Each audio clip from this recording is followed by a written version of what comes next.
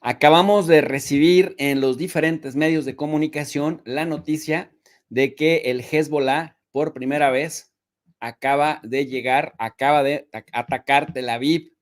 Lanzan el primer misil contra Tel Aviv desde el Líbano en la nueva fase del conflicto con el Hezbollah, dice el medio RT, y también la cadena iraní, cadena de noticias del gobierno de Irán en español, Hispan TV, dice que Hezbollah ha atacado, dice, con 90 misiles a la base estratégica israelí Dado. Dice que es, como podemos observar, una ofensiva coordinada en dos fases. Hezbollah declara haber lanzado decenas de misiles contra la base Dado, sede del comando de la región norte del ejército israelí.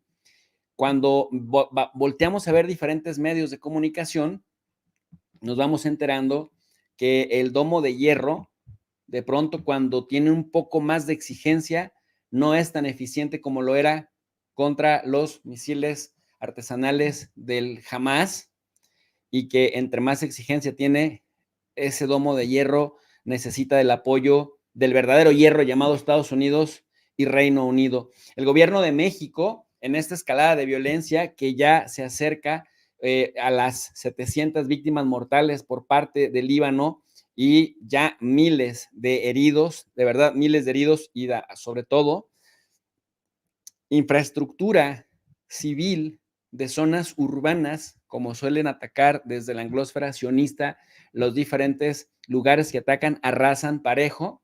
Y luego, si a esto le sumamos que Benjamín Netanyahu salió en la televisión pública dando un mensaje en inglés en su calidad de primer ministro de Israel, diciendo que había misiles en las casas de las personas y les pedía en inglés a personas que hablan árabe que se fueran de sus casas para que Israel pudiera atacar y destruir la capacidad bélica de Hezbollah, es decir, dando a entender pues que todo Líbano y hasta las casas de los civiles están ocupadas por el Hezbollah, pues las va a bombardear. Y sobre aviso, no hay engaño.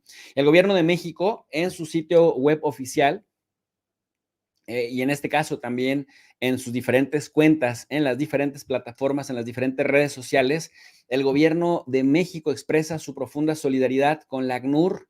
La ACNUR, pues, esta agencia de Naciones Unidas para la Ayuda a Refugiados, dice y condena los bombardeos en Líbano del 23 de septiembre, que han cobrado vidas inocentes, incluidas las de 2 trabajadores de esa organización. México reitera su llamado urgente a un cese el fuego en la región y la protección irrestricta de civiles, incluyendo personal humanitario, conforme a las obligaciones de los estados bajo el derecho internacional. Curiosamente, México no condena a Israel. Siempre pareciera que es un fantasma el que hace los ataques, un fantasma, un ente metafísico, porque cuando Israel hace, entonces México solamente condena lo que Israel hace, pero nunca se refiere por nombre y apellido al gobierno de Israel. Curioso, ¿no? Pero, por ejemplo, sí condena abiertamente al Hezbollah, condenaba al Hamas, condenaba a diferentes, es decir, la Cancillería sí condena por nombre y apellido a todo mundo, menos a Israel. Curioso, quién sabe por qué.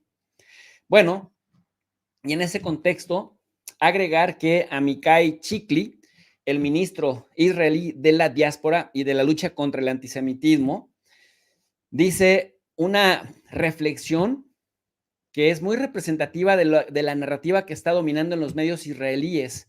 Esto que aparece en pantalla. Dice el ministro de Israel de la diáspora y de la lucha contra el antisemitismo: el Líbano, aunque tiene una bandera y aunque tiene instituciones políticas, no responde a la definición del país. En ausencia de un monopolio sobre el ejercicio del poder, tanto interna como externamente, el gobierno libanés no es una entidad soberana. La zona fronteriza en el Líbano, con el Líbano, habitada mayoritariamente por una población chiita hostil, está efectivamente controlada por la organización Hezbollah, que el 8 de octubre inició una guerra contra el Estado de Israel. La organización, para aquellos que olvidaron, nació con el desembarco de oficiales de la Guardia Revolucionaria en Abeca al final de la Primera Guerra del Líbano, y hasta el día de hoy sirve como una milicia de facto que opera con financiación y dirección iraníes. En una visión más amplia, tanto Siria como Irak no cumplen actualmente con las definiciones de Estado a la luz del hecho de que diferentes milicias, ejércitos extranjeros y fuerzas militares locales controlan diferentes áreas en los países antes mencionados. Los trazados de Sykes-Picot, que se basaban en la distribución de áreas de influencia y recursos entre Gran Bretaña y Francia, no sobrevivieron al paso del tiempo. Las fallas sectarias y religiosas, la ruta topográfica y el poder militar son los que configuran los límites de la verdad entre las diferentes poblaciones de la zona. El panorama actual de la realidad que nos llevó a evacuar a decenas de miles de residentes de sus hogares por temor a una invasión terrestre por parte de una milicia iraní, temor basado en tanto en los planes operativos declarados por la organización como por la amarga experiencia de los acontecimientos de Chiva en octubre, nos obliga a recalcular el rumbo respecto de la línea fronteriza con la entidad que se autodenomina Líbano. Es decir, para el ministro de la diáspora de Israel, Amichai Chikli, el Líbano no es un país, Siria no es un país, Irak tampoco lo es, por lo tanto parece que Israel tendría permiso para bombardearles a contentillo porque pues Israel no es un ente, dice, Israel sí es un país. Y además dice, en vista de que, 1, el Estado de Líbano no ejerció su soberanía en la zona del sur del Líbano, 2, se lanzó contra nosotros una guerra territorial sin provocación alguna de nuestra parte, 3, el Líbano no ha podido y no puede implementar las resoluciones de Naciones Unidas 1559 que piden la disolución de las milicias en el país y la resolución 1701 que pide impedir la introducción de armas y la realización de acciones hostiles desde el sur, y pone este mapa en el cual avisa. Entonces, vamos a apoyarnos en el traductor de Google. Entonces, dice, el Estado de Israel tiene el deber de ejercer su soberanía, proteger a sus ciudadanos y en lugar de mantenerlos alejados de sus hogares, repeler y mantener alejado al enemigo de ellos. Dice, la nueva evaluación debe basarse en la experiencia de los últimos 11 meses. Los asentamientos desde los que se dispararon misiles antitanques serán evacuados de sus habitantes, incluidos en la zona de amortiguamiento.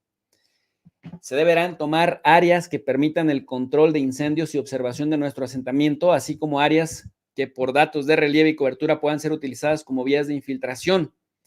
Una zona de amortiguación renovada, libre de población enemiga, está a la orden del momento y es lo correcto y lo más justo desde el punto de vista de la seguridad, tanto desde el punto de vista político como moral. Se adjunta una posible propuesta para una renovada ruta fronteriza. En la zona del sector oriental es imposible tolerar el cerco de Metula y su ataque por todos lados, así como ataques antitanques a asentamientos cercanos al valle como Kefar Yuval, Dan y Gosher. Se debe ampliar el control sobre las zonas que controlan nuestros asentamientos y eliminar la población enemiga de la zona. Bueno, pues ahí está, segunda conclusión de lo que dice el ministro israelí, ministro de la diáspora. Dice, vamos a eliminar a la población del sur del Líbano, vamos a establecer una zona segura para evitar que desde ahí se bombardee a nuestro país. Y bueno, puesto que el Líbano no es un país en estricto sentido, pues entonces nosotros ejerceremos soberanía en aquello que consideremos pues lo apropiado. Sirva esta introducción para presentarles a mi amigo, el señor Roberto de la Madrid, periodista mexicano reconocido a nivel internacional, con experiencia en medios internacionales, que además tiene un plus y un valor agregado, su experiencia vivencial cubriendo desde el Medio Oriente, más de una década viviendo en Irán, y bueno, pues también conoce las entrañas del hegemón Estados Unidos, en cuyos medios también ha trabajado. Así que mi querido Roberto, muchas gracias por aceptar la invitación para charlar con nosotros y bueno, pues aportarnos tu granote de arena en este tema tan complejo y tan difícil de entender. Bienvenido. Te decía antes de entrar al aire, atrás de las cámaras, que el experto eres tú en relaciones internacionales, eres el maestro, el doctor, y bueno, pues nosotros solo aportamos experiencias y registramos hechos y tratamos pues de hacer un análisis, pero toda la teoría y el marco teórico y la experiencia de los libros, pues la tienes tú eres el que nos informas y el que nos ilustras, pero pues te agradezco mucho las palabras y trataré de contestar lo que me preguntes. Cómo no, me da mucho gusto, Jesús, gusto en verte y gracias por las palabras de amistad. Claro que eres mi amigo, mi hermano y con mucha estimación siempre estás aquí. Gracias, querido Roberto. Oye, el tema es complicado, tiene aristas políticas, militares, religiosas, económicas y, bueno, tiene mucho que ver con el asunto territorial. Dice el ministro de la diáspora, Micah Chikli, de Israel, y que además es muy representativo de la narrativa que en este momento está dominando en los medios israelíes, que ya no disimulan y que incluso hablan de utilizar armas nucleares ahí en el Líbano. Dice que puesto que Siria, Irak, Líbano, pues no son gobiernos o estados que Israel respete, pues entonces Israel se atribuye la facultad de configurarlos a contentillo. Y como sabe que no va a haber, pues en este caso, sanciones, no va a haber contrapesos que se lo impidan y que tiene relaciones asimétricas en términos de capacidades materiales frente a estos estados y particularmente frente al Líbano, en donde pretende replicar lo que hizo en la Franja de Gaza y que le ha dado golpes mortales al Hezbollah en los últimos, por lo menos en las últimas 4 semanas, en el mes de septiembre, por decirlo menos, pues ya lo vimos literalmente atacando a los liderazgos históricos del Hezbollah que habían resistido exitosamente durante décadas en sus confrontaciones frente a Israel, que le bombardearon también lugares estratégicos desde donde había lanzaderas, depósitos de arsenal, municiones, etcétera, y que además, bueno, pues el tiro de gracia fue estas explosiones con beepers, walkie-talkies, paneles solares, televisores, móviles, incluso coches bomba, y que lejos de disminuir,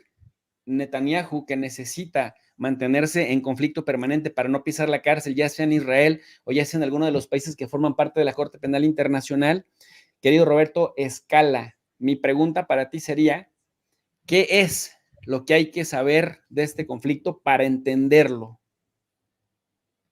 Bueno, lo primero es estar abierto y quitarse los prejuicios, porque hemos tenido en los programas, me imagino que tú también, pero hemos tenido por ahí unos colados súper pro Israel que te dicen, no, tú eres un antisemita y Israel y el Dios de Israel te va a matar y todo lo demás. Y bueno, creo que sí es muy importante que la primera cosa que debemos de saber es que en este conflicto debemos de estar abiertos, debemos de escuchar al otro. Creo que es verdaderamente importante escuchar, aunque pienses lo contrario, pero que escuches, porque si no, entonces este ejercicio que tratamos de hacer, pues no sirve de nada, porque si la otra parte se cierra, como este señor que citas de la diáspora, o sea, se cierran y no solo no van a escuchar otras razones, sino simplemente van a confirmar que sí, el enemigo está hablando mal y quieren desacreditarnos, ¿no? Entonces sí, es muy importante. La segunda cosa que debemos de saber es que debemos distinguir como seres humanos, y es nuestra responsabilidad, es nuestra obligación como seres humanos, distinguir una narrativa religiosa y una narrativa que tenga evidencia, por lo menos, pues si no sólida, que tenga evidencia contextual en los libros, en la parte histórica, que se pueda cruzar o que se pueda eh, colegiar, que se pueda de alguna forma contrastar y, y que esa verdad o esa realidad no corresponda ni se quiera asemejar ni se quiera imponer y viceversa sobre la creencia religiosa. ¿Por qué? Porque, por ejemplo, la palabra Israel es una palabra clave en las escrituras sagradas. Entonces, creo yo que muy inteligentemente en la iglesia, por ejemplo, protestante, sin mencionar a una, sino en general, Estados Unidos ha hecho un lobby perfecto, o si no, más bien el sionismo internacional ha hecho un lobby perfecto en todas las iglesias protestantes, incluida también en la católica, que la palabra Israel se convierta como en el centro o en una de las palabras claves de la liturgia sagrada en el cristianismo. Entonces, cuando uno critica a Israel, inmediatamente le saltan las alertas al religioso, o ni siquiera religioso, al que más o menos tiene una confesión ahí, ni siquiera practica, pero sí es un poco creyente y dice, hey, estás atentando con algo bíblico como es la Tierra Santa, como es Israel.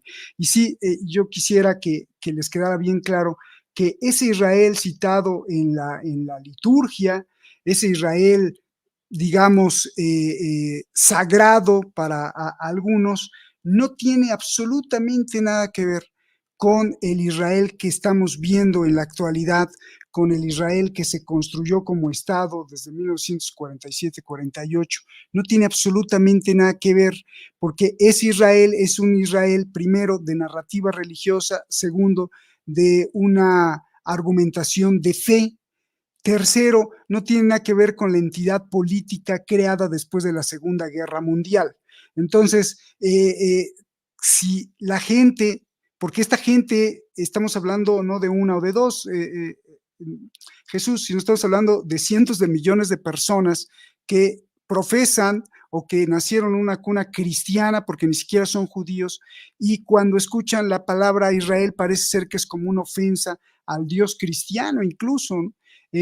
Sin saber, simplemente pues se avientan así de decir, no, pero es que ahí está, y esto además promovido por una idea mesiánica de los últimos días, de que cuando se instituya el tercer templo de Salomón, por eso es que es muy sagrada la palabra Israel, entonces pues vendrá el fin de los tiempos y en fin, cuestiones muy respetables. Vendrá el fin de los tiempos, aparecerá Dios y entonces se salvarán los que se tengan que salvar. Y bueno, muy a grosso modo, pero muy respetable. No, no estoy ni en contra ni a favor de eso. Eso es muy respetable. Es una cuestión muy de fe, muy personalísima, muy individual entre la creencia que uno tiene y el corazón, entre la creencia de un Dios y el corazón. Pero insisto, nada tiene que ver con la entidad política creada en un lugar geográfico, creado también a partir de los finales de la Segunda Guerra Mundial. Entonces, pues dicho esto, es muy importante para que desde ahí se empiece, porque si no, nos enfrentamos a un muro, lamentablemente, no de los lamentos, sino lamentable, un muro de repulsión, de insulto, de denigración y de pretexto para argumentar que entonces todo lo demás es querer ser antisemita y querer desaparecer a los israelíes. Frente a eso, algo que parece, lo que estoy diciendo parece como muy simple, decir, Roberto, pero bueno, no, a lo mejor no estamos abordando la parte geopolítica, no, esta es una de las partes esenciales geopolíticas, porque los que están allá, como el señor que citaste, pues es que es así, no te puedo tocar y no te puedo tocar, y si le sacas la historia, menos me puedes tocar, entonces eres antisemita y lo que quieres es exterminarme como Hitler. Pues no, no es para nada eso. Pero se agarran de ahí y entonces pues no hay quien los saque. En tercer punto, el ser antisemita, porque bueno, lo que estamos viendo en la actualidad no es más que una guerra abanderada, independientemente de todas las razones, pero la bandera que traen es está el mundo contra nosotros, ¿no? Los países árabes, los palestinos, todos los que nos rodea, pobrecitos de nosotros los israelíes, siempre nos quieren fulminar, nos quieren exterminar, bla, bla, bla, y entonces este antisemitismo, eh, este, eh, esta victimización hace que todo lo demás sea malo, maldito, y que implemente la figura de enemigos externos que quieren el exterminio de ellos. Y esta narrativa, si penetra en la sociedad israelí, pues con mucho más razón fundamenta, ya sea de izquierda, de derecha o de ultraderecha, el gobernante que esté en turno en Israel, fundamenta todas las acciones supuestamente de defensa, que son más bien de ofensa, para repeler y proteger la existencia y la identidad de el ente sionista Israel, llamado Estado de Israel. Cuarto, para contestarle un poquito a este señor, porque da coraje, Pues en ese caso que dice que no reconoce al Líbano, pues resulta ser que el Líbano es un poquito mayor que Israel, porque el Líbano efectivamente es un territorio que ha sido invadido prácticamente por todo el mundo, desde los fenicios, en donde todo el mundo se apropiaba de esa región que ni siquiera era el Líbano, sino era pues, ahí la cordillera del monte Líbano, y entonces pues han estado todo el mundo, ¿no? O sea, los cananeos, los fenicios y luego los romanos y sobre todo luego los árabes y el imperio otomano y luego los franceses y entonces, bueno, recientemente sería como un estado nuevo, pero pues unos años antes que el propio Estado de Israel, ¿no? Entonces, pues habría que recordarle a este señor que es el hermano mayor de Israel en ese caso, o sea, solo como hipótesis de trabajo. Y en segundo lugar, tendríamos que recordarle también al Señor, por eso es que es muy complejo y cuando abriste la conversación tienes toda la razón, es muy complejo este tema, no solo por la cuestión antisemita, por la cuestión israelí o por la cuestión del ocupante Israel en los territorios palestinos, sino porque enfrente también tiene un problema geopolítico que se generó por la geopolítica desde hace por lo menos 2 siglos, porque el Líbano, para entenderlo, hay que entender justamente esto que pasó en 1943 con la Francia de Charles de Gaulle, pues el Líbano quedó un poco libre, o sea, por fin un señor como Charles de Gaulle, y además que en ese momento estaban perdiendo fuerza ante Alemania, pues dijo, oiga, mejor sean ustedes libres y les concedió la independencia. Entonces, a partir de 1942-43,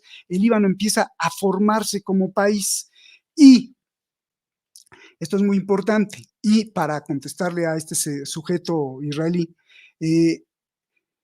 hay un cúmulo de etnias, efectivamente, cosas que dice, tiene razón, efectivamente hay un cúmulo de etnias que se cruzan y que justamente eso hacen que se llame el día de hoy el Líbano moderno, el Líbano, y que por un acuerdo para tratar como de que calmar las aguas, creo yo un poco más empujado por Francia para mantener una especie de statu quo, porque Francia tuvo mucho que ver ahí, pues se definió el Estado como una representación, como si fuera un pastel de tres gajos. Hay más, pero pues los gajos mayoritarios. Los cristianos maronitas, esto creo ya lo hemos explicado, los musulmanes sunitas y los musulmanes chiitas. Tan es así que el presidente siempre debe ser de una religión, el primer ministro de otro y el presidente del parlamento de otro. El presidente del parlamento debe ser chií, el presidente de la nación o del país pues debe ser cristiano maronita y el primer ministro árabe, bueno, son árabes, pero tiene que ser musulmán suní. Entonces, efectivamente hay una sociedad que está no solo dividida, sino que es una mezcla y que tiene muchos contrastes. Y para no llegar a una revuelta, bueno, pues más o menos se pusieron de acuerdo. Pero 1943 a la fecha, pues no ha valido prácticamente para nada en ese acuerdo nacional, porque el pobre Líbano siempre ha vivido en una terrible turbulencia, porque pues todos tienen ganas de invadirlo, incluido por supuesto Israel, que en 2 veces pues lo invadió, una vez como creo que 3 días y la otra vez en una guerra que pues para muchos perdió en el 2006. Entonces, creo que esos 4 puntos son muy indispensables saber. Digo, hay muchos más, tú me pusiste 5, bueno, pues el quinto punto sería que Hezbollah es un partido político, que Hezbollah es más allá que una milicia, que Hezbollah es más allá que un grupo terrorista. Estaba escuchando, y esto lo dije en uno de los programas que estuvimos haciendo hoy en Detrás de la Razón, que escuchaba un noticiero muy prestigiado que decía, el grupo terrorista Hezbollah, no sé, está lanzando misiles. No sé. Y bien, bueno, Hezbollah, tanto como Hamas o la Yihad Islámica, por supuesto que tienen actitudes, conductas terroristas, pero si los vas a nombrar así, entonces tendrías que decir, pero el terrorista más sádico y mayor, pues es Israel. Pero es, si no lo podemos mencionar así, pues porque ya sea que paga o porque es dueño de ciertos capitales en esa televisora o bla, bla, bla. Entonces, sí, creo que habría que puntualizar muy bien la cuestión de terrorista y que Hezbollah es una milicia muy poderosa, más poderosa que el propio ejército de Líbano, pero que es mucho más allá que una milicia. Es un partido político, tiene representación en el parlamento, tiene representación como parte de la presidencia del parlamento, porque ellos son de corte chií, efectivamente están financiados, promovidos, armados, entrenados por Irán. El gran entrenador fue Qasem Soleimani, el general asesinado en el 2020. Efectivamente hay una gran influencia, que si quieres luego discutimos de eso, porque a Irán pues le convenía tener ahí una gran influencia desde la guerra civil en el Líbano y vio la oportunidad para crear Hezbollah, pero esto no quiere decir que si no lo hubiera creado no serían de corte chií. No, ahí había musulmanes chiíes, tal como hay en Irán, de donde sale la mayoría de musulmanes chiíes. Entonces, bueno, pues a contrario a lo que dice este señor, como si Irán fuera el que hubiese creado la discordia, y no estoy defendiendo a Irán, pero como si hubiera creado la discordia en el Líbano. No, en el Líbano había musulmanes chiíes, musulmanes suníes y cristianos maronitas. Punto. La gran mayoría de las tres etnias y religiones que gobernaba, que establecía las costumbres en esa región geográfica, pues eran esos tres, con o sin Hezbollah, antes del intento de Irán de entrenar una milicia o entrenar una rama, una fuerza ahí para tener su representación llamada Hezbollah. Antes ya estaban. Entonces, yo creo que esos 5 puntos habría que saber para empezar cualquier tipo de análisis o de discusión, querido Jesús.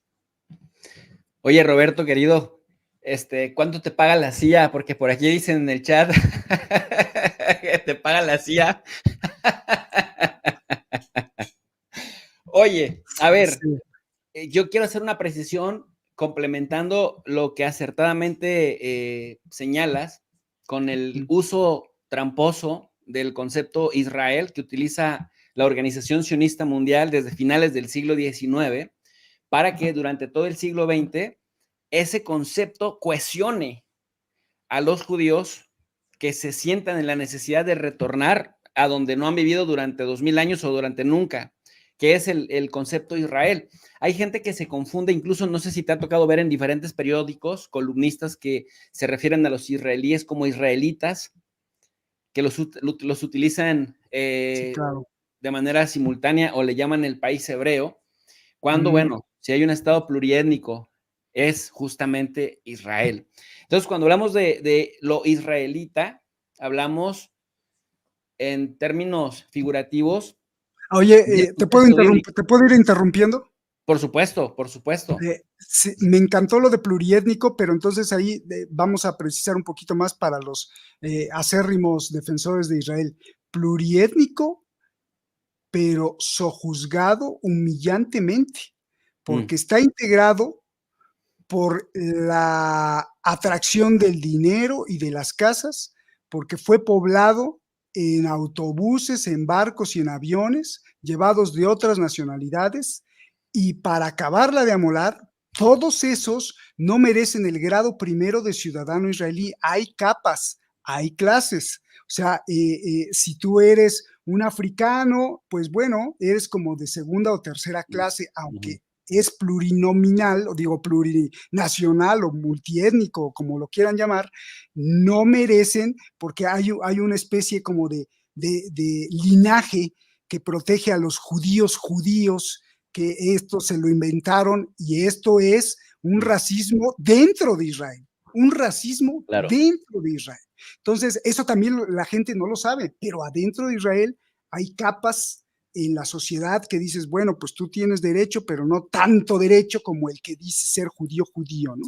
Por favor, Sí, perdóname, por Jesús. supuesto, ¿no? Y ver lo que le hacen a la gente de Etiopía, a los sefarditas, estos descendientes de españoles, o a los mismos, a los que ellos mismos les llaman los judíos pobres, ¿no? Todos estos que vienen de Marruecos, de parte de Argelia, de Túnez, que estuvieron incluso también en el Imperio Otomano y que han llegado ahí, y que, por ejemplo, el Sabrá, que son estos primeros nacidos provenientes de los ashkenazíes, de ojos azules, que vienen de Lituania, Letonia, Estonia, Alemania, Polonia, y que incluso muchos de ellos hasta se cambian el nombre, querido Roberto, para asemejarse más al Sabrá, es decir, al que ya nació directamente en Israel. Pero bueno, lo que yo quería decirle a la gente, dentro de las cosas que hay que saber para entender esto que está pasando en el Líbano, es diferenciar el concepto bíblico de israelita del concepto nacional,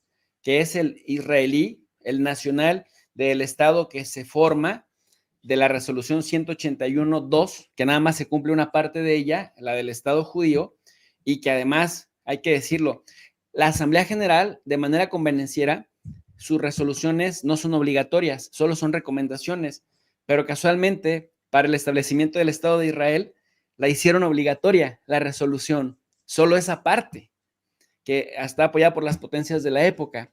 Entonces, es bien importante distinguir esto porque la segunda parte, decía Roberto querido, de que se tendría que también forjar un Estado árabe viviendo, coexistiendo con el Estado judío, y a Jerusalén se le daría régimen internacional, cosa que no se cumplió. La narrativa dominante israelí con los medios de comunicación sostenía que los árabes eran los que le habían declarado la guerra a Israel y que Israel, apelando a su brillantez bélica, los había derrotado a todos, y apelando al casus belli, pues se había expandido, como puede ser en estas leyes de la guerra que dicen en el casus belli, el que te agrede, si pierde, tú le puedes demandar territorio. Pero un revisionista, que además era muy cercano a de Ariel Sharon, llamado Benny Morris, escribió un libro que se llama, y este señor siempre escribía con archivos de la época, hemerografía a más no poder, se llamaba Benny Morris, creó o escribió un libro que se llamaba, muy interesante, El nacimiento del problema de los refugiados palestinos de 1946 a 1948, y él demuestra con pruebas fehacientes que era un mito eso de que los árabes habían dicho que iban a arrojar a los judíos al mar y se iban a recuperar su tierra. Dice, y él siendo judío sionista revisionista, dice, no, fueron nuestras propias células y organizaciones como el Irgun y el Stern, Terroristas. organizaciones terroristas que aterrorizaban, valga la redundancia, a las poblaciones árabes, con masacrarlas, como una que se volvió muy paradigmática de Ir Yassin, una población que fue masacrada, y luego después fueron población por población, que eran además poblaciones rurales, las poblaciones árabes, muchos beduinos, a los que les decían, vas a correr la misma suerte de Ir Yassin si no te vas. Y entonces él demuestra cómo hicieron una limpieza étnica, y también lo demuestra Amos Oz, Ilan Pappé y algunos otros revisionistas que son muy respetados en la literatura de quienes pretenden introducirse a estos temas. Y Roberto, o sea, hacen una limpieza étnica para que por la vía forzosa, del lado que le había tocado la Asamblea General darle a Israel, pues tuvieran no una minoría humillante, porque eran era un porcentaje 17%. Entonces lo fueron limpiando a propósito. Y con esto te paso la bolita. Y entonces hay un autor muy importante que se llama Nur Marsalá, que escribe un libro que se llama Teorías de la colonización israelí, que habla justamente de los diferentes enfoques de las corrientes sionistas que se enfrentan entre sí, los laboristas socialistas versus los religiosos versus los polacos, los eurocentristas, que se hacen llamar el Herut, que vienen a llamarse después, a denominarse Likud, ¿no? Que son los hijos del revisionismo, desde Vladimir Jabotinsky, que no están dispuestos a ceder nada. Y querido Roberto, y Netanyahu es de estos, y ahí es donde te voy a pasar la bolita, y apelan a esta idea de el gran Israel, el Eretz Israel, que mira la cantidad de países en el Medio Oriente de la que cogen un poco, ¿no? Desde el Éufrates desde el Mediterráneo hasta el Éufrates y el Tigris, el cruce del Éufrates y el Tigris, desde Antioquia hasta el Mar Rojo, y entonces agarras parte de Egipto, parte de Arabia Saudí, todo Jordania, todo Líbano, parte de Siria y parte de Irak, hasta incluso Kuwait, para tener salida al Golfo Pérsico. Y entonces cuando yo escuchaba a Benjamín Netanyahu, que hace parte de los revisionistas, de estos que vienen del Herut, que vienen de este linaje de Jabotinsky, Menachem Begin, que además fue líder del Irgun, grupo terrorista de los años 40,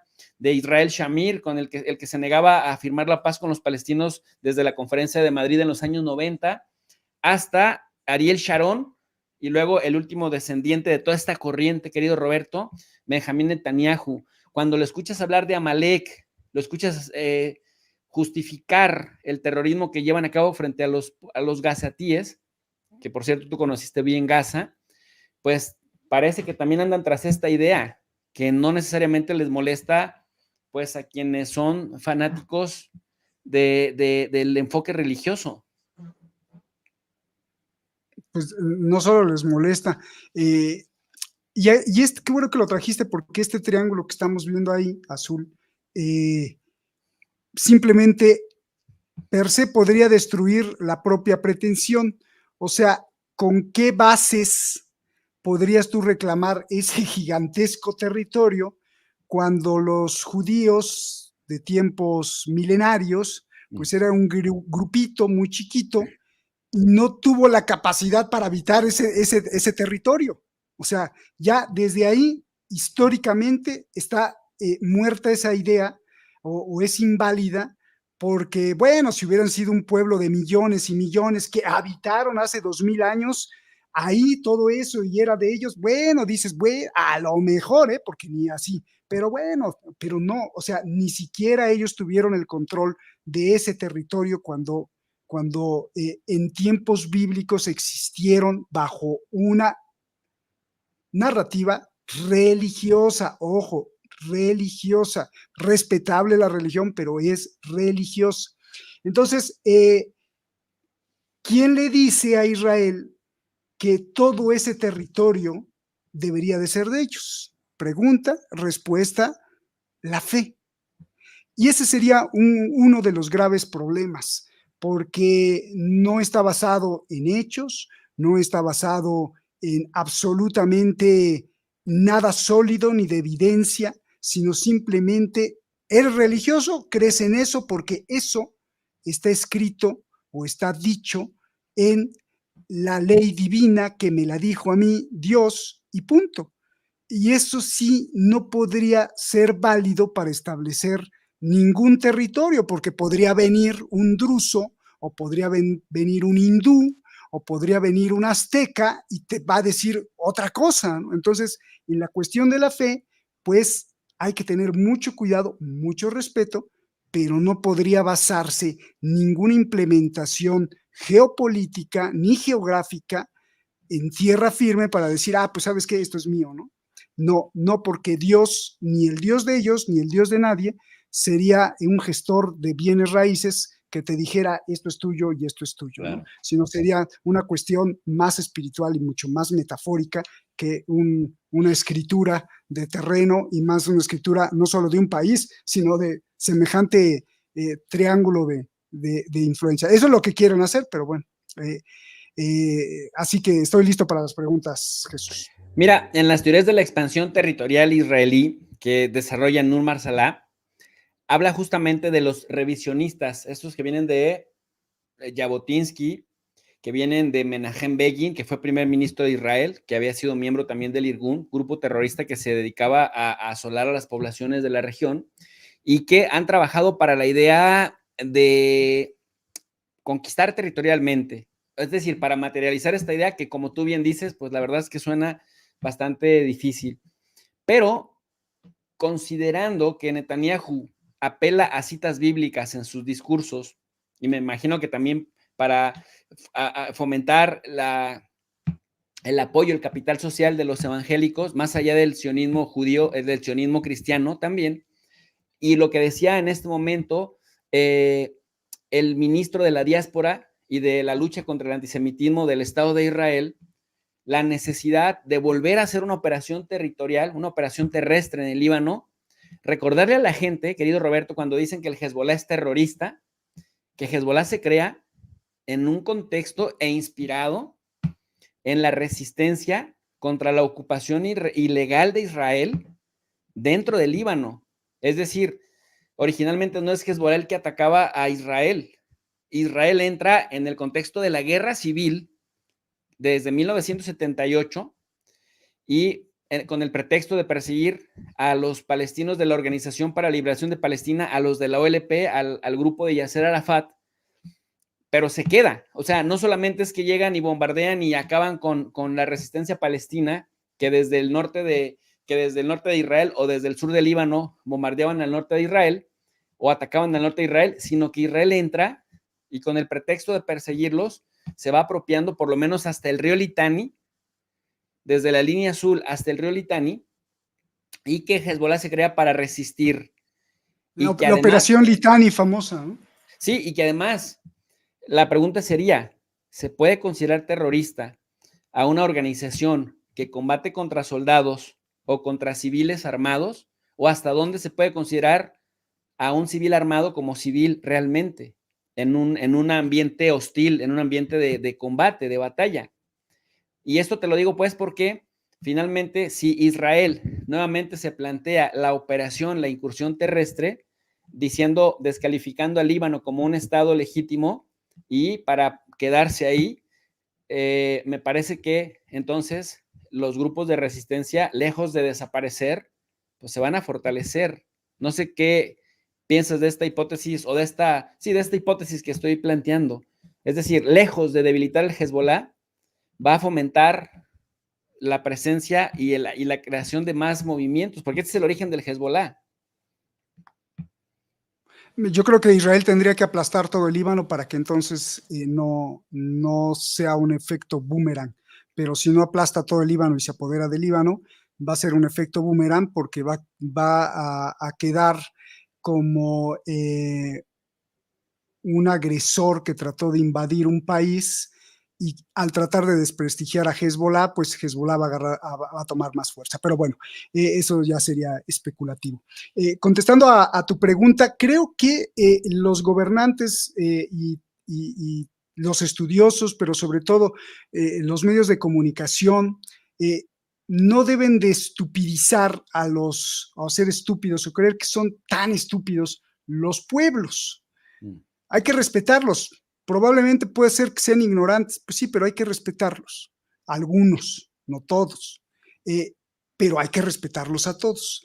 Y si Hezbollah se creó por algún motivo no genuino, auténtico, bueno, pues hay que respetar al pueblo libanés, porque el pueblo libanés ha votado por Hezbollah y no ha votado 1 o 2 o 3 o 4 años, sino lleva décadas de existencia y además cuenta con la simpatía de una gran parte del Líbano. Entonces, si esta gente le ha votado y ha confiado para sus resoluciones no militares, no solo militares, sino políticas, pues entonces consideraríamos estúpido a ese pueblo, lo invalidaríamos y al invalidar a Hezbollah estaríamos aplastando al pueblo que ha votado por él, porque no es un grupito terrorista loco que anda tirando misiles, sino que es una fuerza, como lo dije hace un rato, una fuerza que va más allá de un ejército formal, paramilitar o como lo quieran llamar, que está a la par del ejército de Líbano, que es más poderoso, pero que finalmente no se combaten entre ellos, sino incluso tienen una cuestión de solidaridad y de convivencia. Y hay que también aclararle a la gente que Hezbollah, a través de todos estos años y de su creación, pues tiene clínicas, tiene escuelas, tiene centros de ayuda humanitaria, tiene hospitales donde se cura la gente, tiene hasta un museo. Tiene hasta un museo en donde los turistas occidentales van y se toman fotografías.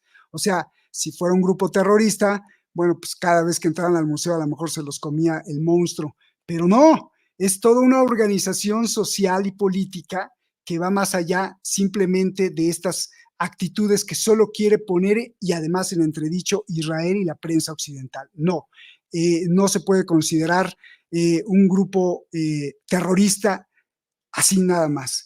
Y si le llegáramos a comprobar que sí, que yo en lo personal diría sí, tiene un comportamiento terrorista, insisto, eh, pues está peleándose contra un terrorista mayor que es Israel.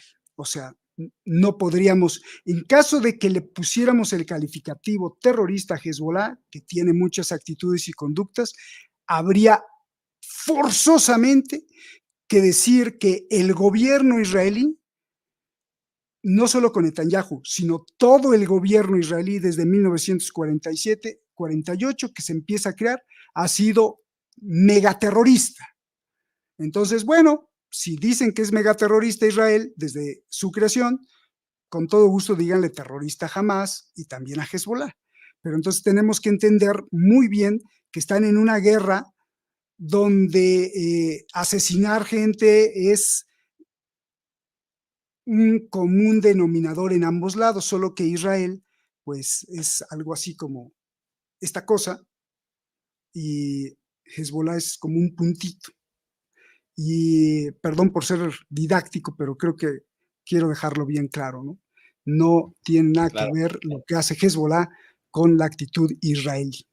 Y sobre todo en la financiación de su inteligencia Mossad, que está prácticamente en todo el planeta. Jesús. Roberto, querido, ahora que mencionas al Mossad y el trabajo de inteligencia que hacen, ¿qué pasó con Irán? Porque acá me queda claro que van a la casa del Hezbollah, y si no van a la casa del Hezbollah, por lo menos a la casa con Z y a la casa con S, o sea, entran al sur del Líbano y entran a cazar al Hezbollah, van eliminando, o sea, sí lo han herido de gravedad, le han herido fuerte. Una ventaja que tienen estos grupos islamistas que se inspiran en aquellos grupos de allá de los años 20 de las hermandades musulmanas, de la Sanusilla y todos estos que se crearon para combatir el imperialismo francés, italiano y británico principalmente. Algo que tiene positivo para su propia supervivencia es que tiene cuadros de reemplazo y tienen una formación que les permite que cuando eliminan a las cabecillas tienen un cuadro o tienen cuadros que los van sustituyendo y eso garantiza la permanencia en la lucha de estos grupos de resistencia, pero están heridos en este momento de muerte. ¿Qué pasa con Irán? ¿En qué momento Irán, uno, que ha perdido capacidad para disuadir a Israel, que había ganado, me parece, a partir del 13 de abril, no sé si estés de acuerdo al respecto, pero me parece que el 13 de abril Irán ganó un montón de reputación en cuanto a su capacidad para disuadir a Israel, sobre todo porque Israel ya no le respondió. Es decir, Israel ya no tuvo cómo defenderse o cómo intentar pues una retaliación contra Irán después de los ataques iraníes del 13 de abril, pero luego después va y le asesina a Ismael Haniyeh, el líder de Hamas que se encontraba en Teherán. Y Roberto, yo tengo mis dudas que lo de Reisi y Abdollahian, su ministro del Exterior, haya sido un accidente, y más ahora que vemos el tema de los beepers, no sé hasta dónde fue accidente u occidente, pero me parece que en la medida que Irán prometió y prometió y blofeó y habló y habló y habló y habló y habló de que iba a poner a Israel en su lugar y que eso de Haniyeh no se iba a quedar así, y después no pasó nada, y después el nuevo presidente de Irán ha resultado más moderado y ha dado gestos de que quiere bajarle la tensión con el occidente. Creo que perdió capacidad de disuasión porque Israel no solamente no dejó de masacrar a la gente en Gaza, no, pues ahora estamos viendo la escalada brutal contra el mismo Hezbollah. La pregunta es, ¿en dónde está Irán? ¿Cuál es la lógica detrás de que Irán esté pues un poco congelado? Prudencia estratégica, Roberto, tú que conoces la idiosincrasia de la cúpula política iraní, prudencia estratégica o que de plano tiene miedo a que Estados Unidos y Reino Unido y Francia, que le han amenazado, intervengan contra Irán. Mira, Yo creo que podría haber 4 líneas o hasta más de investigación para contestar esa pregunta, ¿no? La Wow. primera es que, eh, yo creo que podría haber algunos elementos que podrían llevarnos a pensar que, ambos están, coordinados. Y algún amigo cuando yo estaba en Irán me dijo: "Es que los extremos al final de las cosas, al final de los tiempos se tocan, los extremos se tocan". Porque se necesitan. Si te fijas, la existencia de Israel siempre en una cuestión eh, ontológica o metafísica necesita de un enemigo externo, igual que Irán. Siempre el enemigo externo, el gran Satán, es o Estados Unidos y su hijito Israel o viceversa. Y de la otra forma, Israel, pues justamente lo estabas leyendo ahora en la cita que hacías de este ministro en la diáspora, invasión por parte de iraníes prácticamente, ¿no? Que le pagan a los chiíes de Hezbollah para invadir Israel. Entonces, bueno, es muy necesario. Entonces, ambos como son necesarios, probablemente pues estuvieran ahí compinchados, estuvieran en complicidad, y esto es un show que nada más asusa a sus propios pueblos, y ahí los tenemos desde 1980, 79 a la fecha. Podría ser una línea. La otra línea de investigación podría ser que efectivamente pues, le tenga miedo. No lo creo así porque creo yo que esto es mucho más complejo. Tanto Israel como Irán tienen un gobierno multifactorial en donde por dentro se están peleando y no se ponen de acuerdo. Pero lo que yo sí creo que es lo que está pasando es que los iraníes tienen una retórica eh, muy, muy en el fondo milenaria, que va más allá de la cuestión musulmana, que lleva 3000 años y que saben seducir a la gente, que saben hacer una cosa que se llama tarof, que es una cortesía completamente falsa, son unos magazos de la lingüística, y entonces con ese arte florido de hablar, pues realizan negocios, realizan las cuestiones incluso geopolíticas. O sea, esa costumbre o esa tradición permea.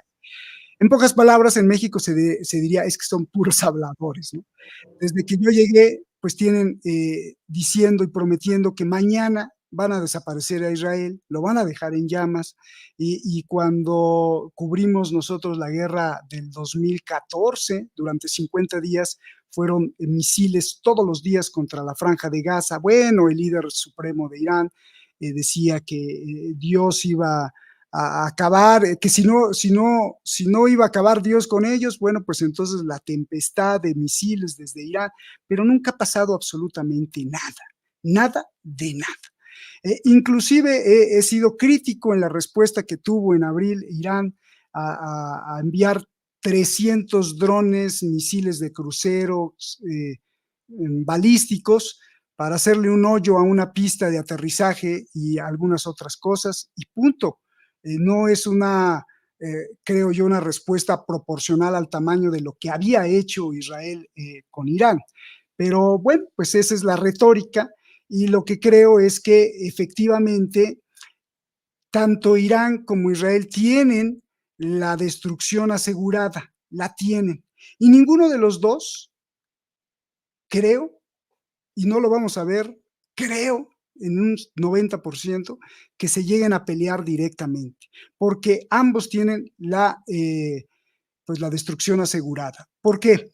Porque Irán en estos últimos 10 años ha creado una red de misiles que no van a ser, eh, bueno, van a dejar en llamas a Israel efectivamente, ¿no?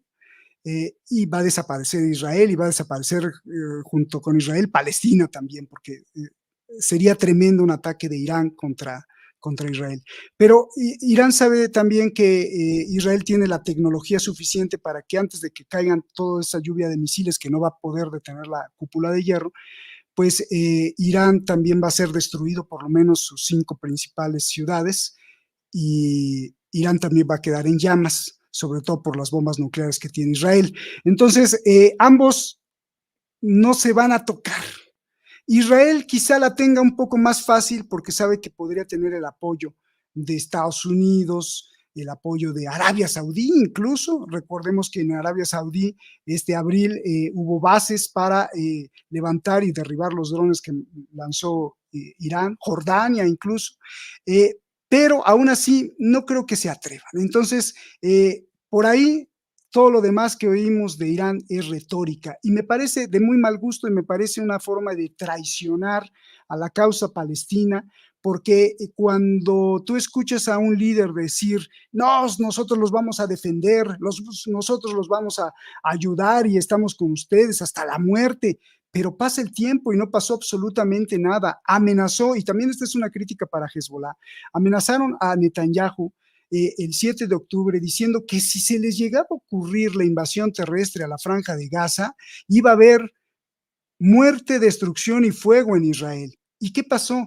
Israel pues prácticamente se burló porque poco a poco se metieron a la Franja de Gaza, tan se metieron que destrozaron la Franja de Gaza y tienen arrinconados a 1.200.000 personas en Rafah como si fueran ratones y los tratan como peor que seres vivos. Entonces, sí, me parece de muy mal gusto toda esta retórica que solamente ayuda a la violencia y que no cumple, porque si cumpliera alguna vez, Israel por lo menos hubiera tenido un estate quieto, un alto, y las cosas podrían incluso ser más, pues muy diferentes, a lo mejor hasta un acuerdo de paz y ya mejor no se toca. Pero Irán ha funcionado como un punching bag de Israel y nunca le ha puesto el alto, solamente en palabras. Y la cuarta línea sería que dentro de Irán hay una línea muy dura que obedece o que simpatiza más con Rusia y con China, que le hace caso y que no quiere la injerencia de Estados Unidos, y que si eso significa muerte a Israel, pues entonces van a decir muerte a Israel. El problema es que Rusia no dice muerte a Israel y entonces pues ahí hay un problema difícil. Dos, dentro de esa misma línea de investigación, hay otra línea que le encanta, bueno, a la mayoría de los iraníes le encanta Estados Unidos. De los concursos de visa que tiene Estados Unidos, los que más concursan para obtener una visa y una residencia en Estados Unidos son los propios iraníes, a pesar de que vemos en la televisión o en las imágenes que pisotean y queman la bandera de Estados Unidos, pero esa es la versión gubernamental. La mayoría de la sociedad le gusta vivir con Occidente, como Occidente, y le gustaría vivir en Estados Unidos. Y entonces hay una línea también que quiere y que le sonríe y que quiere ser como Estados Unidos y que podría estar traicionando las bases de la revolución islámica dentro de Irán. Y esos podrían tener la alianza con el Mossad, con Israel, y esos podrían haber sido incluso responsables de la muerte de Raisi. Yo lo dije mucho, me parece ser una irresponsabilidad que podría ser incluso un delito, que un presidente viajara en un helicóptero carcacha cuando tienen muchísimo dinero los iraníes y no podrían apelar a que por las sanciones no tenían piezas para reparar un helicóptero cuando están construyendo, ya lanzaron un satélite al espacio y no tienen para reparar un helicóptero en el que se cayó Raisi. No, efectivamente ahí hay unas serie de cuestiones muy, muy, muy turbias en las que te hacen dudar que esto haya sido un accidente. Uno, y fíjate por dónde van las cosas, que el hijo del líder supremo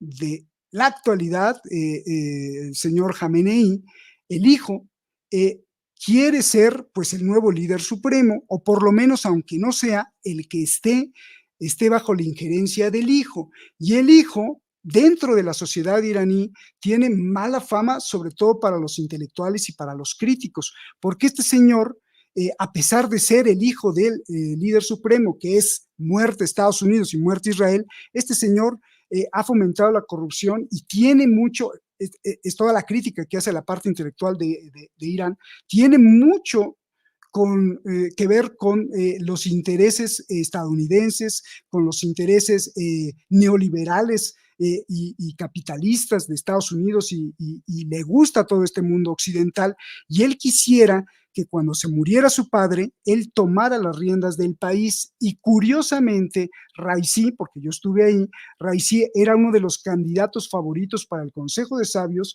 para sustituir al líder de Irán. ¡Oh, qué sorpresa que de pronto se cae en el helicóptero! Y curiosamente, el hijo, que es mal visto incluso por su padre, pero que no le puede poner el alto porque tiene mucho poder, en la Guardia Revolucionaria, el hijo le quiere guiñar el ojo a Estados Unidos. Y mira lo que estamos viendo con Pezeshkian, el nuevo presidente de Irán. Parece ser que quiere regresar al acuerdo nuclear y parece ser que quiere negociar con Estados Unidos.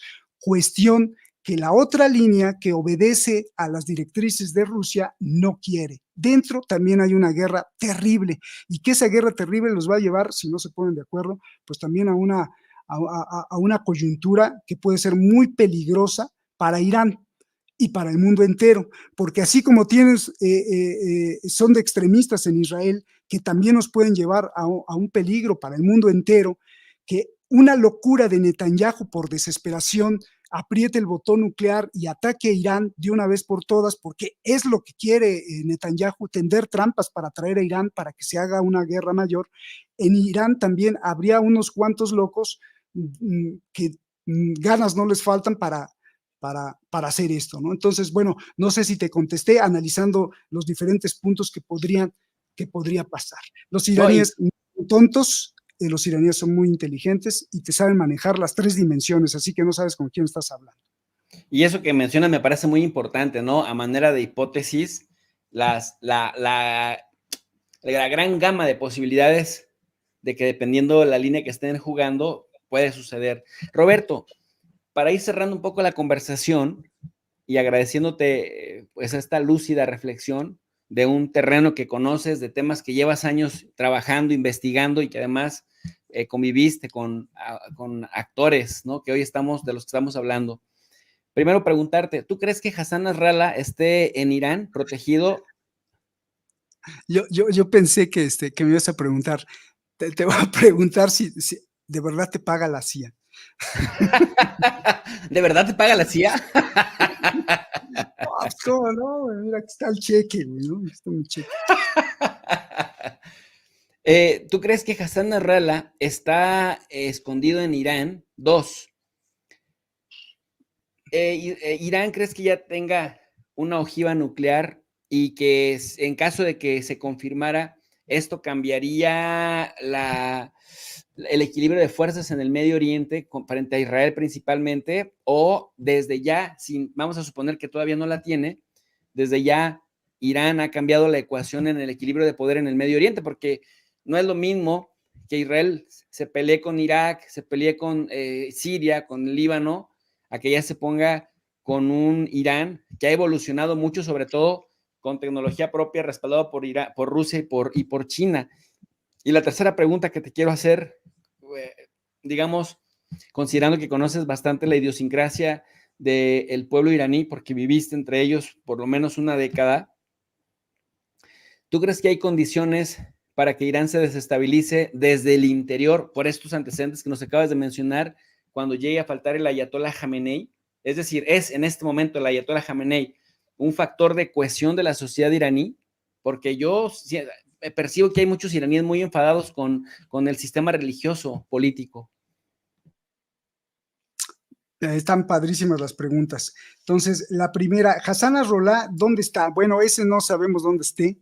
De hecho, cuando estábamos ahí, creo que solamente el líder supremo y 2 que 3 podrían saber dónde está. Lo que sí se me hacía muy raro es que Hassan Nasrallah, cada vez que aparecía con un back como de tela atrás, como un chroma key. Y él decía, la primera vez que llegué y lo vi, dije, ¿y este señor quién es, no? Y él decía que pues estaba frente a su pueblo, y yo decía, pero nunca aparece junto al pueblo, ¿no? Y luego, además en las tomas en aquel tiempo, cada vez que decía alguna cosa, porque es ingenioso y además avienta chascarrillos, pues le aplaudía, ¿no? Y entonces la toma se abría y le aplaudía mucha gente. Bueno, después de estar viendo y estudiando la imagen, era un auditorio en donde había una pantalla gigante y Hezbollah, y Nasrallah estaba hablando en un auditorio, pero a través de una pantalla gigante. Entonces, pues todos nos quedamos así, o sea, mis amigos que estábamos allá en Irán, que serán iraníes, pues, decía, oye, ¿dónde está? Lo más probable es que estuviera en Teherán, porque no hay que olvidar que Hassan Nasrallah fue entrenado y viajó muchas veces a Teherán cuando era joven, y que fue educado creo que en la ciudad de Qom. Es una ciudad religiosa inventada por el creador de la revolución islámica, el ayatollah Khomeini, que ya se murió, fue el primer líder supremo, y que inventó esa ciudad, o bueno, estableció esa ciudad pues para hacer la escuela islámica revolucionaria para liberar al pueblo de la opresión y bueno, todo esto que me imagino que muchos ya saben. Entonces, Hassan Nasrallah es un discípulo prácticamente de la revolución islámica de Irán y probablemente, porque además el entrenamiento que recibió pues también es parte de ellos, probablemente pues sí esté, si no escondido en Irán, si no escondido en Teherán, pues sí esté resguardado por la Guardia Revolucionaria de Irán en alguna parte, puede ser en Siria, puede ser en el mismo Líbano, y que lo tienen pues ahí muy resguardado porque saben que el Mossad pues siempre lo está buscando y lo quieren eliminar, ¿no? Ahí está ese señor. Entonces, no olvidar que este gorro que trae aquí, el turbante negro, y esto les da mucho coraje a los iraníes, porque el turbante negro es de ascendencia árabe, y yo siempre les decía, oigan, pero ustedes están comandados, una hermosa cultura milenaria de los persas, pues prácticamente ha sido desaparecida y pisoteada por los musulmanes que le cortaron la cabeza hace miles de años, bueno, miles no, en el año 700 después de Cristo para imponer la religión islámica, siguen gobernados por pues un árabe. Entonces, por ejemplo, Rohaní tenía blanco, y eso quiere decir que era un clérigo, pero que no tenía la ascendencia Seyed, la línea, el linaje árabe del profeta Mahoma. Pero todos los que tienen el turbante negro tienen la ascendencia de Seyed, del linaje, digamos, de sangre, directo del profeta Mahoma. Entonces, si te fijas, el líder supremo de Irán también tiene su turbante negro. Y una de las cuestiones que a mí me parecían muy extrañas es que cuando, por ejemplo, en Hispan TV hablaba el presidente en una conferencia en vivo, pues sí, cortábamos transmisión y nos íbamos 1 o 2 minutos, o a veces ni siquiera cortábamos transmisión.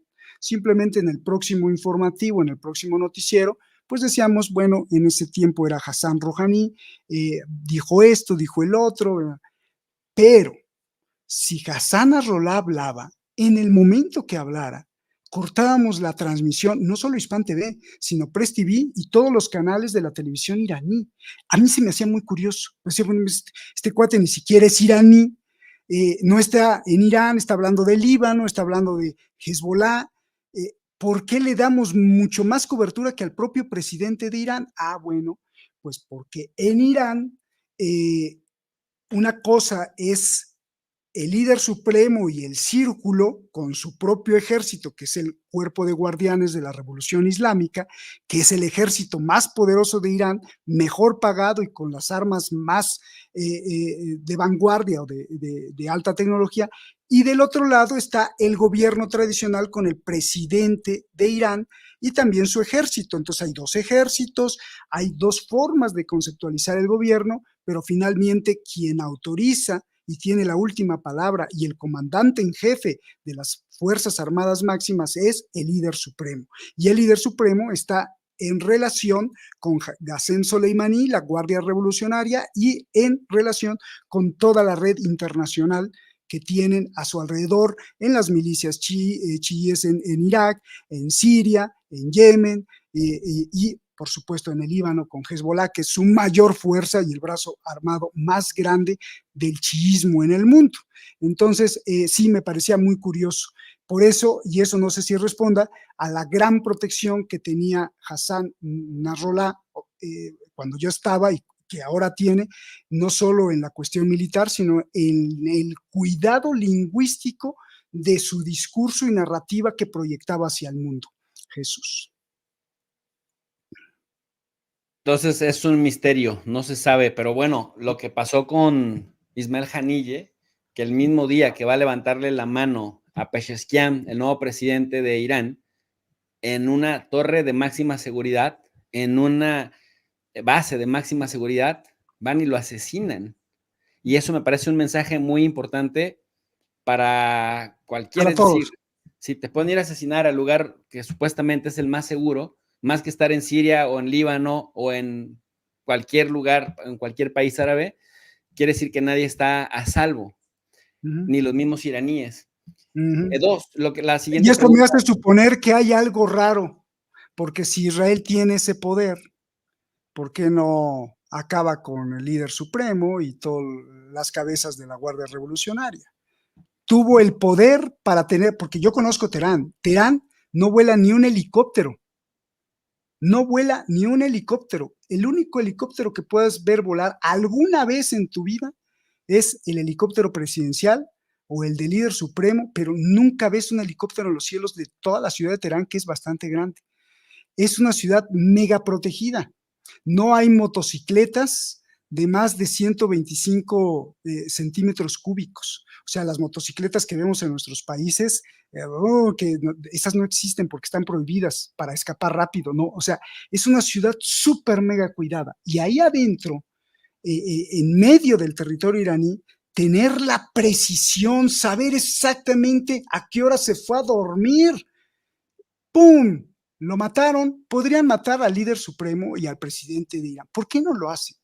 ¿Por qué no lo hacen con esa tecnología? Otra pregunta que te dejo y les dejo a la audiencia es, ¿tuvieron la tranquilidad, el recurso, la lentitud paso a paso para maquinar, engañar empresas de Taiwán, montar empresas fantasmas en la Unión Europea, engañar a los húngaros, hacer toda una red para meterle explosivos a unos, y además lograr no solo saber que iba a comprar Hassan Nasrallah miles de buscapersonas, de vipers, sino que además empujarlo a que comprara en cierta empresa para que cayera en la trampa favorita de que no sospechara que ahí adentro iban los explosivos. Si tuvieron toda esa tecnología, recursos de inteligencia, recursos económicos, todo un plan maestro a nivel mundial para llevarle los Vipers a Hezbollah,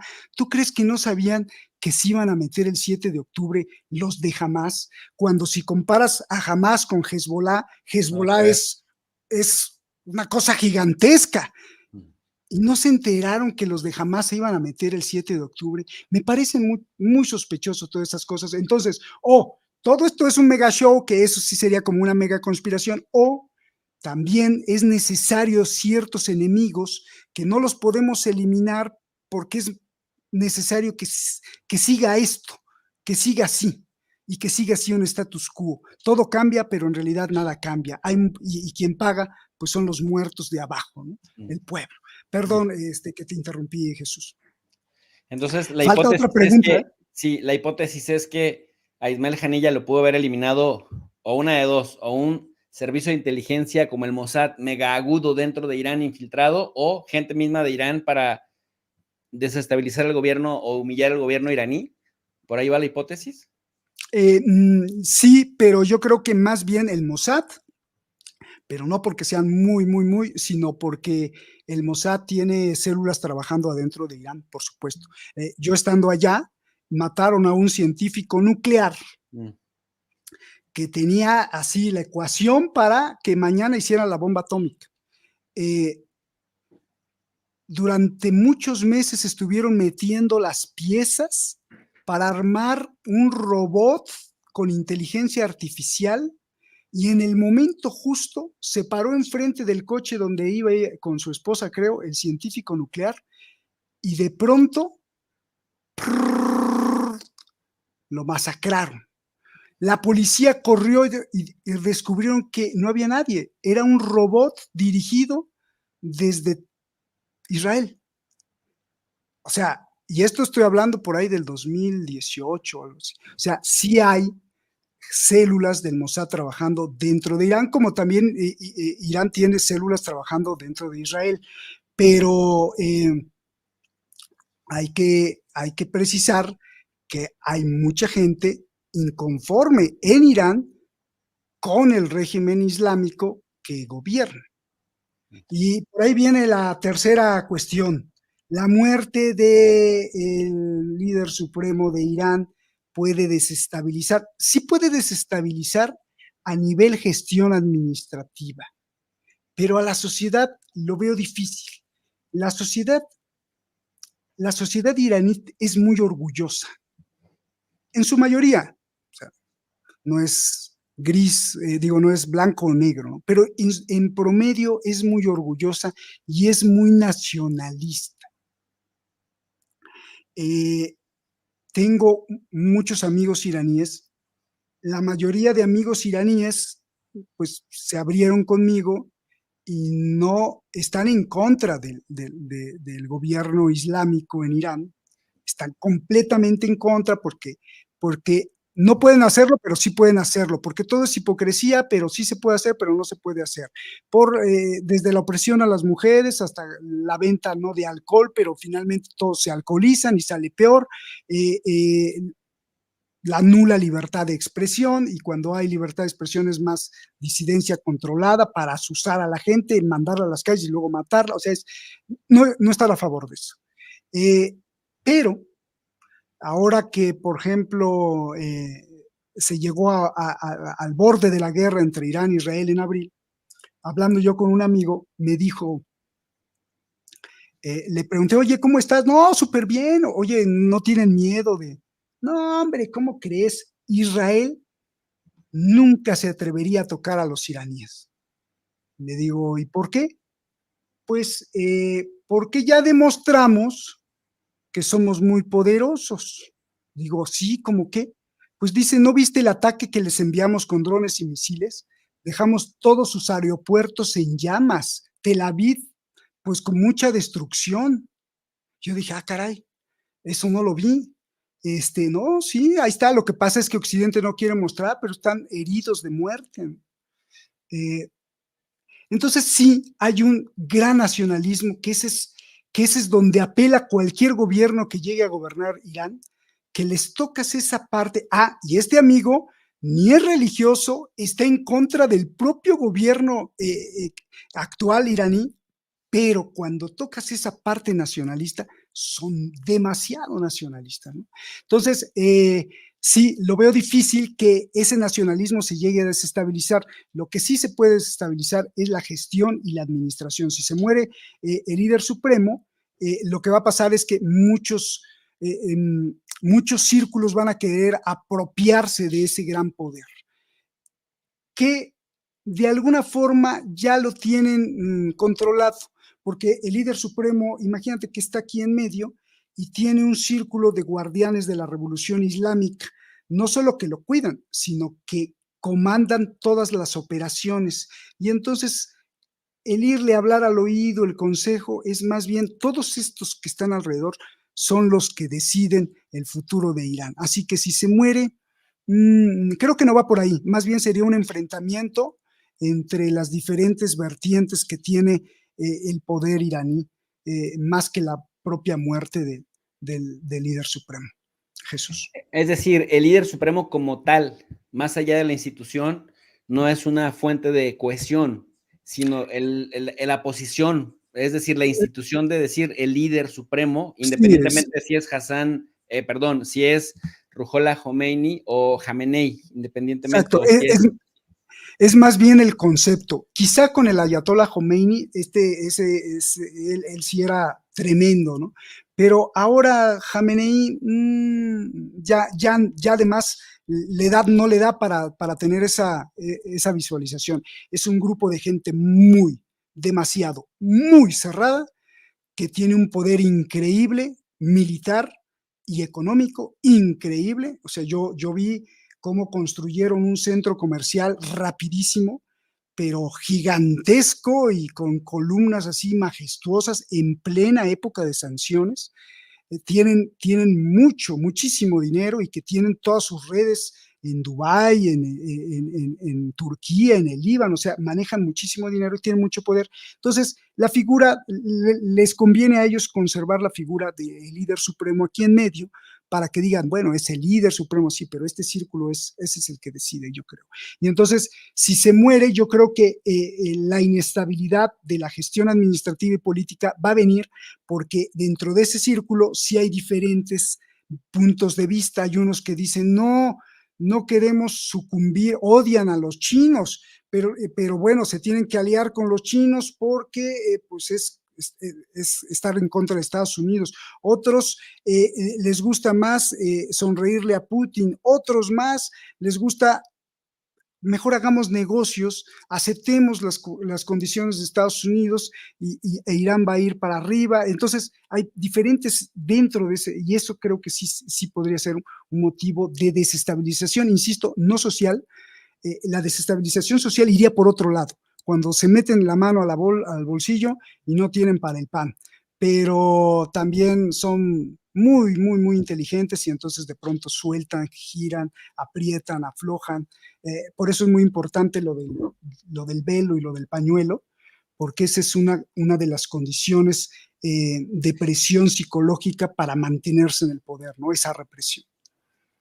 Roberto, Y entonces el colgar, creo que lo que perdón. no me alcanzó a quedar claro sobre tu posición es, ¿crees que ya tiene la capacidad para la primera ojiva nuclear, que ya tiene la ojiva nuclear o que siguen en camino de conseguirla? Y si eso cambiaría el equilibrio de poder en el Medio Oriente o si, independientemente de que la tengan o no, con la suficiente red de misiles de sistema balístico que tienen, ya cambian el equilibrio de poder en el Medio Oriente. Yo creo que no, mira, yo creo que mi creencia, porque pues no, si lo supiera, pues seríamos ya eliminados, porque seríamos un asset de inteligencia, ¿no?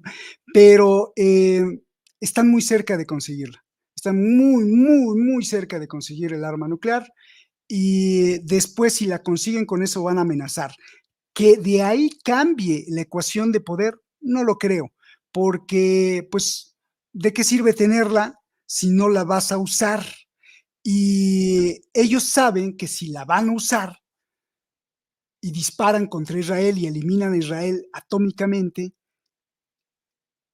van a ser eliminados.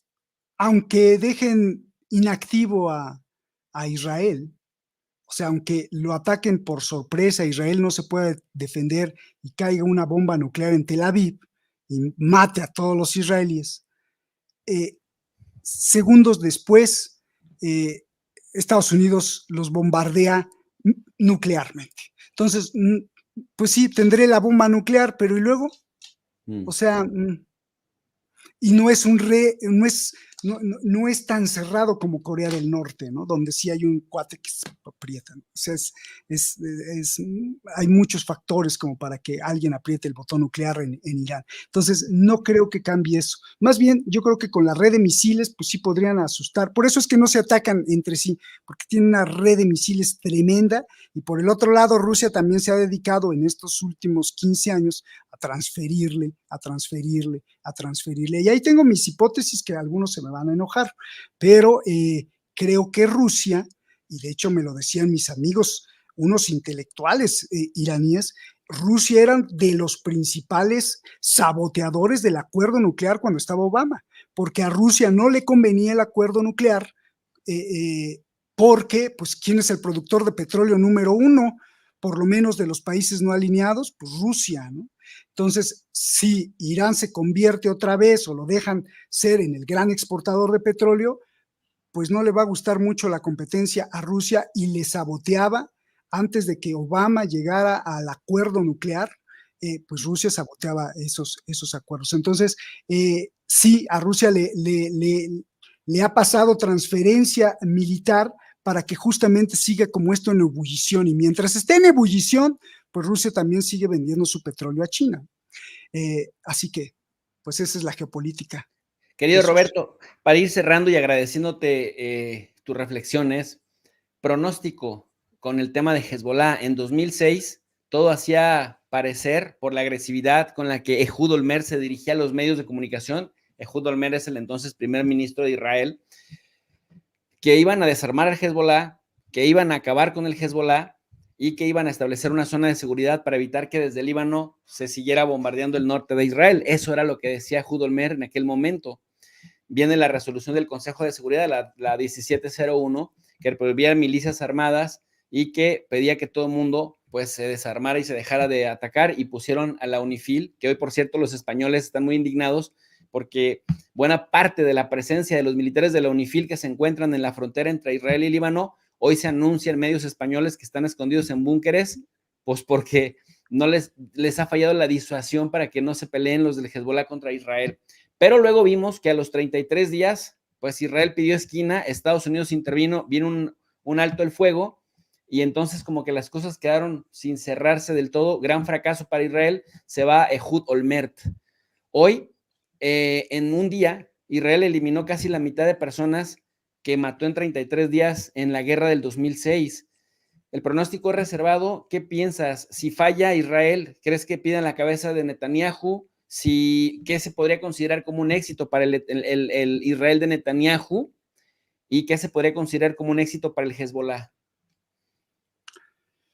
Pues, no me gustaría hablar en términos de éxito porque en esta guerra creo que es un fracaso para la humanidad y para ellos mismos, la guerra y no ponerse de acuerdo. Pero yo creo que Netanyahu solo tiene una salida, que es huir hacia adelante, esta famosa huida hacia adelante. Si te fijas, cada vez le va subiendo el tono a las cosas, ¿no?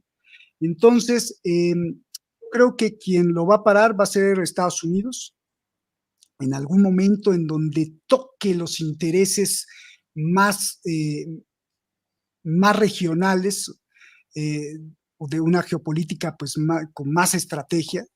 Hasta ahora no, pero está en el borde, está en el borde. Creo que va a haber un intento de invasión terrestre.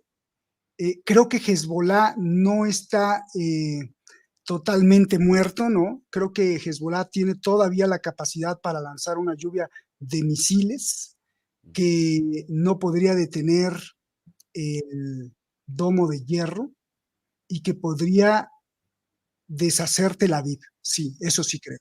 Sí creo que tenga ese poder de fuego Hezbollah, porque pues todos estos misiles se los dio Irán, y podría atacar tremendamente a Israel, pero sabe también lo mismo que te planteé hace rato con Irán. Sabe que si eso lo hace, entonces sí, Israel estaría decidido en invadir el Líbano y acabar por completo por Hezbollah, y podría ser el fin de Hezbollah. Entonces, Hezbollah no lo va a hacer. Pero Israel tampoco creo que se anime a tomar, por ejemplo, el Líbano para desarticular a Hezbollah, y es la única forma que podría desarticularlo, tomar el control del Líbano por unos meses y desarticular todas las células de Hezbollah. Mientras, no podría desarticular a Hezbollah porque Hezbollah es también parte de la población. Si tú viste las imágenes cuando volaron los Vipers, ¿dónde estaban los Vipers? Pues con la gente de Hezbollah. ¿Y dónde estaba Hezbollah? Pues a veces eran taxistas, eran motoristas que llevaban una persona, era gente que estaba comprando, que estaba junto con algunos empleados, o sea, es parte del pueblo. Entonces, desarticular Hezbollah va a estar muy difícil para Israel. Y las cosas se van a poner mucho más tensas. Por ejemplo, creo que aunque es muy hipócrita y no hay que creerle nada a este señor, pero se van a poner muy tensas, porque una clave fue lo que pasó en la ONU el día de ayer, bueno, ya es mañana aquí. Erdogan llamó a destruir a Netanyahu, le dijo Hitler, y Sí, dijo que había que hacer una alianza mundial musulmana. para castigar con medidas coercitivas militarmente a Israel. Ojo, ojo, es un miembro de la OTAN, e interrogó a Estados Unidos y dijo, ¿hasta cuándo van a permitir esta vergüenza? ¿No? Entonces, sí creo que las cosas se van a complicar para Israel, y quizá la presión internacional le va a decir hasta ahí, ¿no? Y entonces, y esto también le conviene a todos los actores, ¿no? Porque como yo decía, o como nunca me he cansado de decir, los líderes nunca van a la guerra, y creo que tampoco sus hijos, quienes van son otros. Entonces, bueno, pues les va a convenir a todos hasta ahí, ¿no? Probablemente eso es lo que vaya a pasar.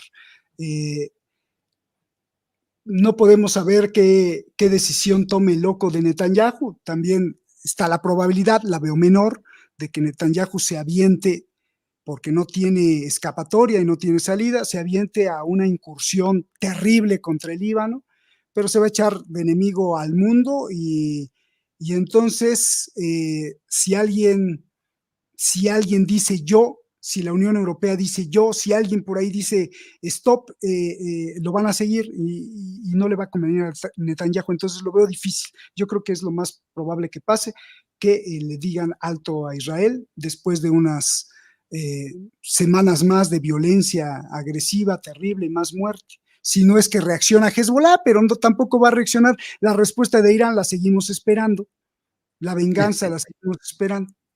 Entonces, bueno. Hablando de eso, mi querido Roberto, para cerrar, ¿hasta dónde es popular este señor? ¿Qué tanto llena los zapatos de Ibrahim Raisi? Y cómo su futuro político influye en desarticular, digamos, una respuesta contra Israel. Si se agudizan los ataques contra Hezbollah y contra Líbano. Bueno, los que hablan de muerte a Israel no es él precisamente. Él ha condenado en la ONU, él ha sido muy severo contra Israel, pero él no habla de muerte a Israel. Quien habla de muerte a Israel es el líder y su grupo de los guardianes de la Revolución Islámica, que son más poderosos que él. Claro. Yo lo veo a él como un mediador pro restablecer relación con Estados Unidos para insertar a Irán en el comercio mundial, algo que sería conveniente para los propios iraníes, no porque obviamente defiende a Estados Unidos, para nada, al revés, pero su visión es, mira, dejémonos de pelear con Estados Unidos, nosotros nos insertamos al mundo y entonces volvemos a ser Fuertes. riquísimos, porque recuerda que en la época del Shah, eh, que era acusado de ser un títere de Estados Unidos, en la época del Shah, Irán era una de la cuarta potencia del mundo, o sea, tenía suficiente poder militar y suficiente dinero, suficiente poder económico para estar en los niveles más altos en el mundo, ¿no? Y claro, los pobres pues, estaban aplastados, por eso vino la Revolución Islámica. Entonces, este señor le apuesta a eso. Ahora, lo que no me queda claro, porque pues no estoy ahí, no soy agente de inteligencia, es cuánto este señor obedece al hijo del líder supremo, que es el que quiere restablecer las relaciones con Estados Unidos. Entonces, ¿y qué es lo más probable? Porque recuerda que todos los presidentes en Irán, pues, si no son parte del líder supremo, todos los presidentes de Irán agachan la cabeza cuando el líder supremo habla. Pues ahí está, mi querido Roberto. Muchísimas gracias por haber aceptado desvelarte con nosotros y por esta charla de la que nuestra audiencia, más de 6,400 personas que nos están viendo completamente en vivo, pues podrán disfrutar, regresarle al video o ver las partes que más les interesen. Yo quiero aprovechar para invitar a la audiencia a que se suscriban al canal de mi amigo Roberto de la Madrid, Detrás de la Razón, un canal con mucha historia, un concepto de análisis también con mucha historia y pues nada más hay que ponerle en Google Detrás de la Razón con Roberto de la Madrid y ahí les aparece el canal para que se vayan suscribiendo. ¿Por qué tendrían que ir a ver Detrás de la Razón, mi querido Roberto? Pues no lo sé, no sé, pero lo que ofrecemos es mucho corazón, de verdad mucho corazón, tratamos de ver las cosas en múltiples dimensiones, escuchar, muchos se enojan porque de pronto escuchamos a gente que quiere denunciar y también escuchamos gente de derecha, pero pues lo que ofrecemos es tratar de ser genuinos, tratar de estar en nuestra misma línea desde que se creó, Detrás de la Razón, tú la conoces muy bien, tratar de analizar las cosas por todos los ángulos y dejar un mensaje, sobre todo un mensaje humano que creo que es muy importante. Y para todos aquellos que digan que es que me encanta ese chisme, de verdad que me encanta, que dicen que soy espía o que fui pagado por la CIA y todo eso. O sea, es una verdadera estupidez y ridiculez, o el que lo dice, pues carece de la cultura necesaria o de la instrucción necesaria para saber que eh, el simple rumor, ya sin evidencia, el simple rumor de ser o de estar pasando información a un gobierno no aliado, o aunque fuera aliado, estando en Irán, es motivo de que te cuelguen, es motivo de que te cuelguen.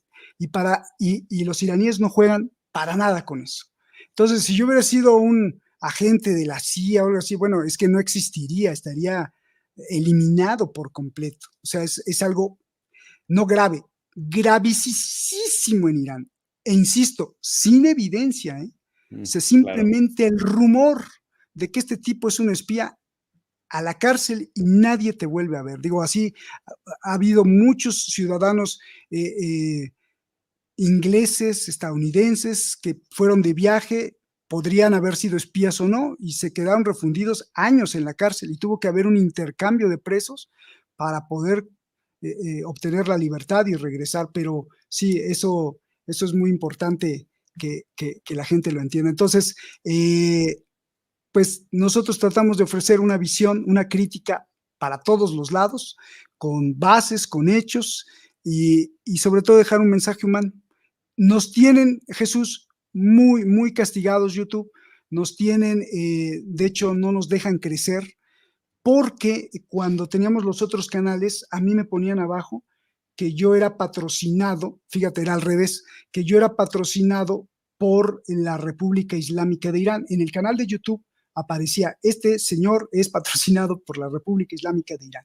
Y efectivamente, sí, me pagaba Hispan TV y yo trabajaba para Hispan TV y me pagaba pues el gobierno iraní. Sí. Entonces, como YouTube es una cuestión sionista, cuando es una cuestión de el comercio de Estados Unidos y de las redes sociales neoliberales, pues me ponían eso. Entonces, cuando yo salgo de Irán y me vine a México y Shad y yo estamos haciendo este canal de forma completamente independiente, no nos Bien. paga Irán ni Estados Unidos, mucho menos, bueno, pues YouTube no acepta que yo no tengo influencia iraní. Porque así como hay quienes dicen que me paga la CIA, hay otros que siguen diciendo que yo soy antisemita y que me paga Irán para hablar mal de Israel. Bueno, pues entonces YouTube me persigue así como, no, tú eres de la revolución islámica, y entonces como que no nos deja crecer, pero no les queda claro y no aparecemos en el motor de búsqueda. Y bueno, pues la única forma es que la gente lo vea, lo comente, lo reparta y gracias a ellos pues estamos aquí, Jesús.